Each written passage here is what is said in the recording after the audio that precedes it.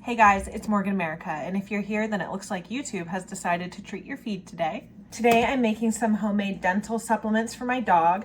I am using Fera Pet's dental support formula, which is just a powder.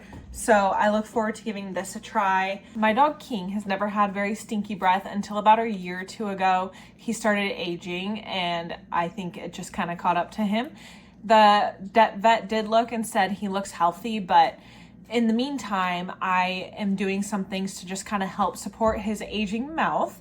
And so this dental support formula by Fera has everything that it needs. It has postbiotics, enzymes, and botanicals to help support my dog's oral health. This promotes fresh breath in pets, but it also has enzymes that actually help support keeping the dog or your cat's mouth clean. So I look forward to giving this a try. We are going to make these into like gummy vitamins for our dog, and that way I can easily add it into his meal. I could just kind of sprinkle powder over the top. This will also give me ways to kind of have some treats around the house to reward my dog with, or just have extra. Now, I'm not a pet nutritionist, but I was doing some research on gelatin for dogs. The joint supplements that they use at the vet have pretty much everything that you can actually naturally find in gelatin. Gelatin is good for our joints. It's good for your animals' joints.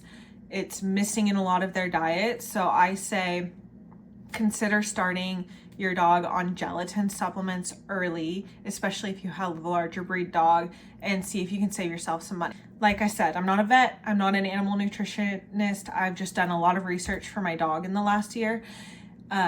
And I'm really impressed by what I can find in gelatin for him. Now, if you were going to make this specifically for a joint supplement, you absolutely can. I do recommend adding a green-lipped mussel. Okay, let's go ahead and get into it. What you're gonna need then is your gelatin, your powdered supplement, water, and if you wanna add a little bit of flavoring, I'm going to be adding like a no sodium beef broth. You can do a bone broth, is really good too for your dogs. I've also done where I heated up a little bit of peanut butter and kind of drizzled that in and mixed it in. But for mine, I'm using this low sodium beef bouillon cube.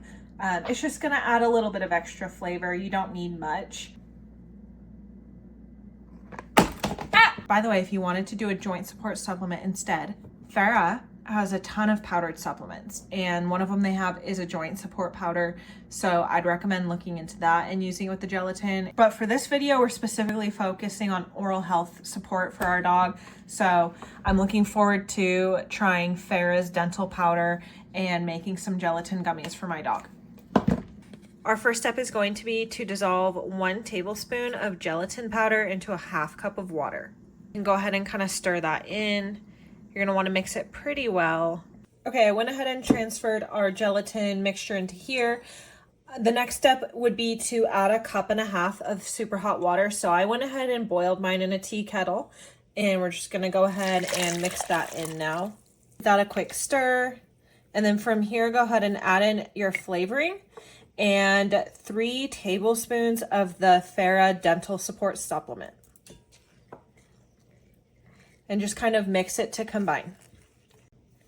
While you're doing this, you're just going to want to keep stirring, but you're going to want to try and work out any clumps that may arise. And usually I just do that by kind of squishing them. Okay, now that this is fully combined, you're going to go ahead and pour it into a mold. My mold is going to be a cupcake tin. A full serving of his supplement in each cupcake tin.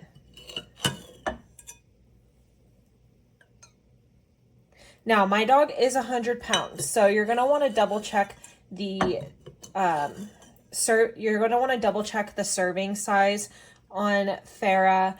I know with my dog, it was about 1 tablespoon of powder per day is the recommended serving amount. You want to get these as even as you can, so I just take from some of the more full ones and pour it into some of the smaller ones. This will be fine.